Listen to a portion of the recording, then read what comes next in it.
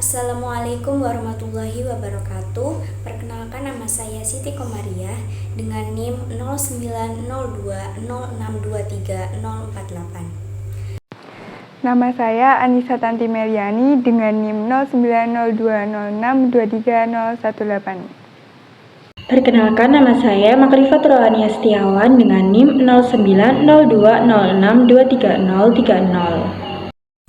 Di sini kami akan membaca surat Al-Baqarah ayat 164 sampai ayat 181. Sebelum membaca surat Al-Baqarah, marilah kita membaca doa pembuka terlebih dahulu.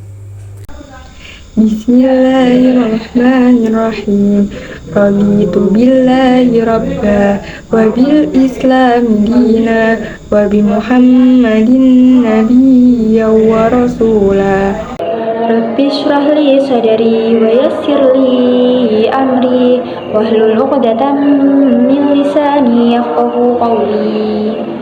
Rabbi zidni ilman nafi'a warzuqni fahma. Rabbi yassir wa la tu'assir. Rabbi tammim bil khair.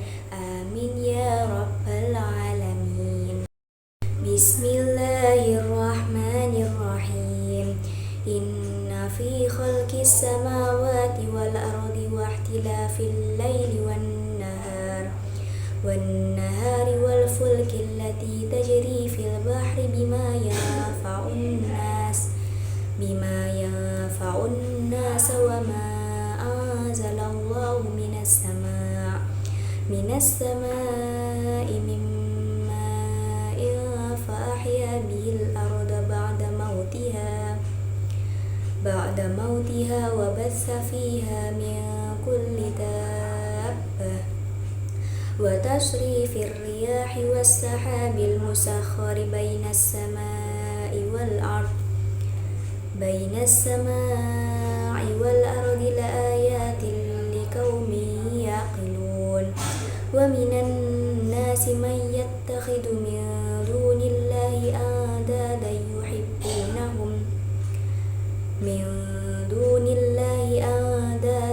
yuhibbunahum ka hubbillah walladzina amanu ashaddu hubban lillahi walau yaral ladina zalamu idh yarawna al'adzaba anna al-quwwata lillahi jami'a wa anna Allaha shadidul 'adzab. Ittabarra'a alladhina tubi'u minal ladhina taba'u wa ra'awul 'adzaba wa taqatta'at bihimul asbab. Wa qala alladhina taba'u law anna lana karratan fanatabarra'a minhum kama tabarra'u minna kadzalika yurihimullahu a'malahum hasaratin 'alaihim wa ma hum bikharijina minan. Ya ayyuhan nasu kulu mimma fil ardi halalan tayyiban wa la tattabi'u khutuwatis syaitan innahu lakum aduwwun mubin. Innama ya'murukum bis-su'i wal fahsya'i wa an taqulu 'ala Allahi ma la ta'lamun. Wa idza qila lahum ittabi'u ma anzalallahu qalu bal nattabi'u ma alfayna 'alayhi aba'ana awalau kana aba'uhum la ya'qiluna shay'an wa la yahtadun wa mathalul ladzina kafaru kamathalil ladzi yan'aqu bima la yasma'u illa du'a'an wa nidaa'a summun bukmun 'umyun fahum la ya'qilun. Ya ayyuhalladzina amanu kulu min thayyibati ma razaqnakum washkuru lillahi in kuntum iyyahu ta'budun. Innama harrama 'alaykumul maytata wad-dama wa lahmal khinziri wa ma uhilla bihi li ghairillah faman yattara ghayra baghin wa la 'adin fala ithma 'alayhi. Innallaha ghafurur rahim. Innal ladzina yaktumuna ma anzalallahu الكتاب ويشترون به ثمنا قليلا أولئك ما يأكلون في بطونهم إلا النار ولا يكلمهم الله يوم القيامة ولا يزكيهم ولهم عذاب أليم أولئك الذين اشتروا الضلالة بالهدى والعذاب بالمغفرة وما أصبرهم على النار ذلك بأن الله نزل الكتاب بالحق وإن الذين اختلفوا في الكتاب لفي شقاق بعيد ليس البر أن تولوا وجوهكم قبل المشرق والمغرب ولكن البر من آمن بالله واليوم الآخر والملائكة والكتاب والنبيين وآتى المال على حبه ذوي القربى واليتامى والمساكين وابن السبيل والسائلين وفي الرقاب وأقام الصلاة وآتى الزكاة والموفون بعهدهم إذا عاهدوا والصابرين في البأساء والضراء وحين البأس أولئك الذين صدقوا وأولئك هم المتقون يا أيها الذين آمنوا كتب عليكم القصاص في القتلى الحر بالحر والعبد بالعبد والأنثى بالأنثى فمن عفي له من أخيه شيء فاتباع بالمعروف وأداء إليه بإحسان ذلك تخفيف من ربكم ورحمة فمن اعتدى بعد ذلك فله عذاب أليم ولكم في القصاص حياة يا أولي الألباب لعلكم تتقون كتب عليكم إذا حضر أحدكم الموت إن ترك خيرا الوصية للوالدين والأقربين بالمعروف حقا على المتقين فمن بدله بعد ما سمعه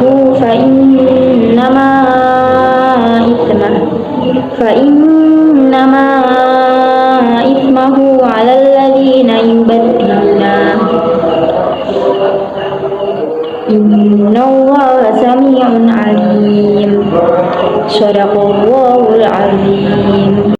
Selanjutnya kami akan mempresentasikan materi tentang Al-Quran dan ilmu pengetahuan modern. Untuk pokok pembahasan yang pertama adalah mengenai Al-Quran dan segi-segi kemujizatannya.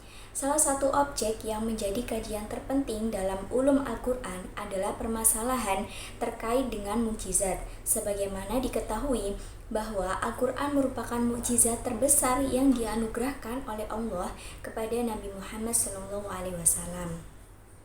Nah, menurut bahasa, kata mukjizat berasal dari kata ijaz yang terambil dari kata kerja al-jazai. Jaza yang berarti melemahkan atau menjadikan tidak mampu. Pelakunya yang melemahkan dinamai mukjiz. Bila kemampuannya melemahkan pihak lain amat menonjol sehingga mampu membungkam lawan, ia dinamai mukjizat.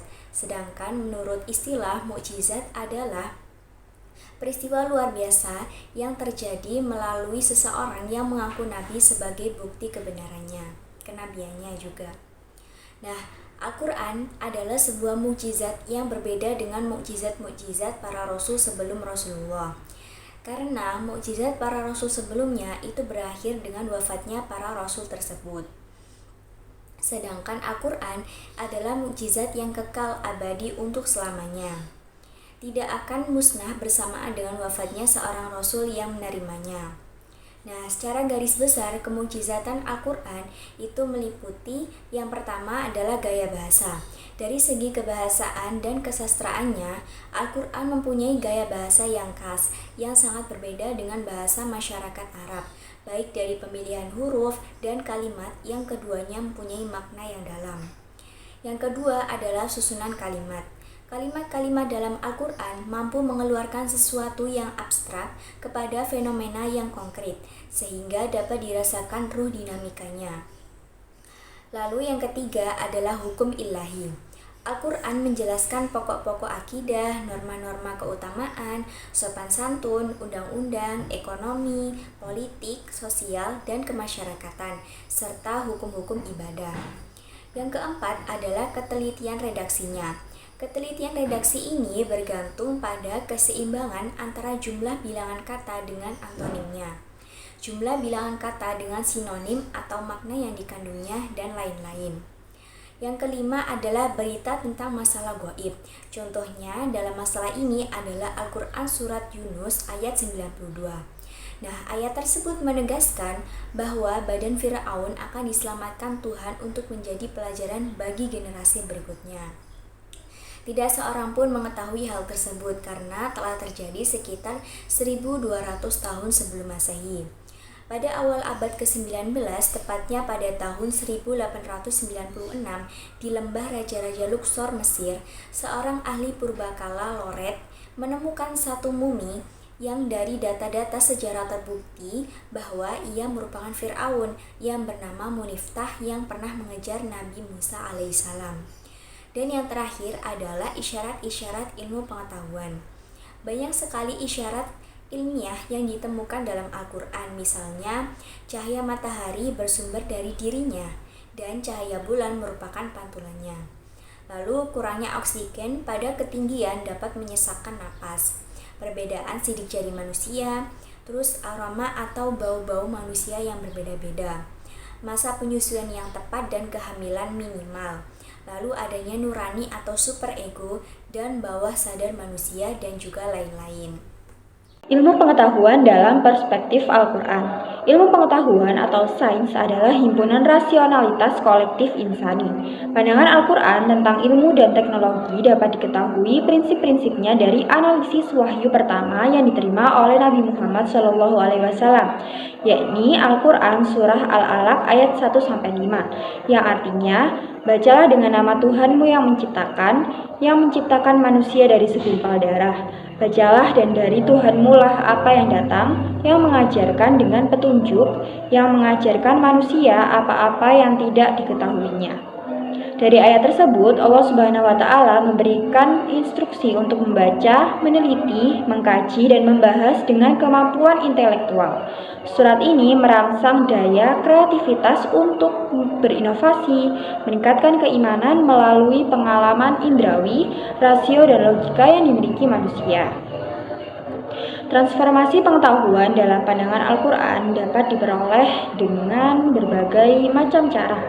Antara lain yang pertama adalah melalui pendengaran dan penglihatan yang menghasilkan ilmu pengetahuan yang bersifat observasional eksperimental. Kemudian yang kedua adalah melalui akal yang biasanya menghasilkan ilmu pengetahuan yang bersifat transendental filosofis. Dan yang terakhir adalah melalui suara hati.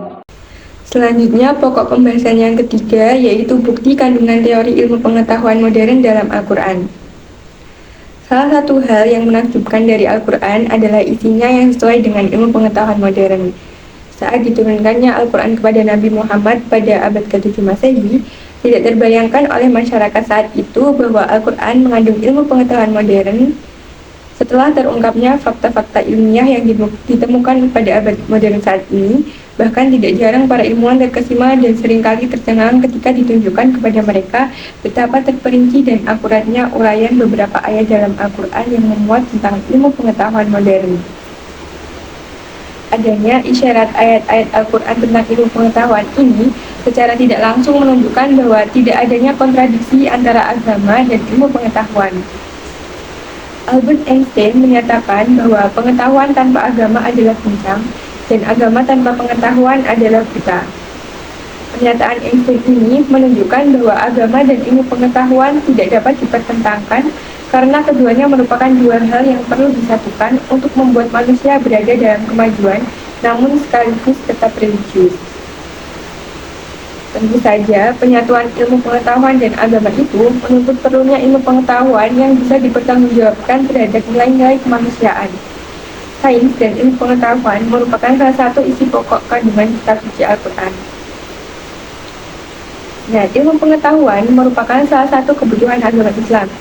Hal ini dibuktikan dengan adanya fakta bahwa setiap kali umat Islam melaksanakan ibadah memerlukan ilmu pengetahuan. Misalnya dalam melaksanakan sholat, seorang memerlukan ilmu tentang masuknya waktu dan cara-cara pelaksanaannya. Dalam puasa, seorang memerlukan pengetahuan tentang cara menentukan awal bulan Ramadan, demikian pula dalam pelaksanaan haji. Semuanya memiliki waktu tertentu, dan untuk menentukan waktu yang tepat, diperlukan ilmu astronomi atau populer dengan ilmu falak di kalangan masyarakat Muslim.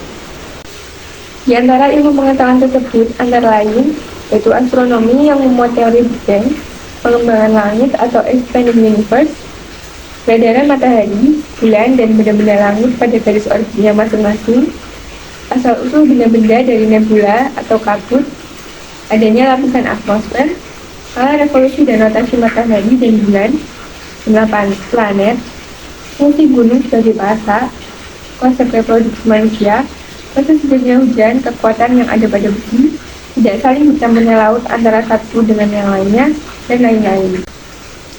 Jadi, kesimpulannya, Al-Quran disambung sebagai sumber keimanan, sumber hukum, sumber ajaran moral, sumber budaya, sumber sejarah. Ia juga merupakan sumber ilmu pengetahuan. Untuk memperolehnya, mengharuskan seseorang mengkaji dan memahami Al-Quran tidak hanya terbatas pada makna tekstualnya, tetapi harus melibatkan berbagai potensi ilmu Al-Quran sejak masa turunnya hingga saat ini, secara komprehensif. Dalam fungsinya sebagai sumber ilmu pengetahuan, maka Al-Quran harus diposisikan sebagai filter, pengawas, dan pengendali perkembangan ilmu pengetahuan. Oleh karena itu, meskipun terdapat ayat-ayat Al-Quran yang membicarakan ilmu pengetahuan yang sesuai dengan teori-teori ilmu pengetahuan modern, namun Al-Quran bukanlah kitab ilmu pengetahuan, tetapi Al-Quran tetap kitab yang menjadi pedoman bagi seorang mukmin yang semua kandungannya harus diimani dan diamalkan. Untuk mengakhiri video kali ini, marilah kita membaca doa penutup bersama-sama.